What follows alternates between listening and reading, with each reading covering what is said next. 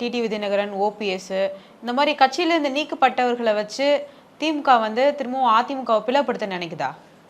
அவங்க அவங்க தான் குப்பை கழிவு மலம் சொல்லி தூக்கி வீசிட்டோமா. நம்ம ஒரு பொருளை நம்ம சாப்பிட்ற வரைக்கும் அது உணவு, அது வெளியேற சொல்ல கழிவு மலம், அதுதான் அவங்க. அதனால் அவங்கள வந்து அதிமுக என்ற உடல்ல இருந்து அந்த மலத்தை நாங்கள் வெளியேற்றிட்டோம். அந்த மலத்தை யார் எடுத்து நக்கி பிடிச்சா எங்களுக்கு என்ன?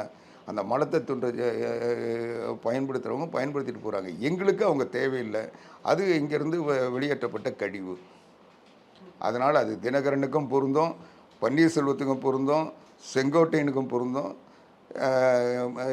ஜேசிடி பிரபாகரன், வைத்தியலிங்கம் எல்லாத்துக்கும் பொருந்தும். அதனால் அவங்க எங்கே போனாலும் எங்களுக்கு அதை பற்றி கவலை இல்லை.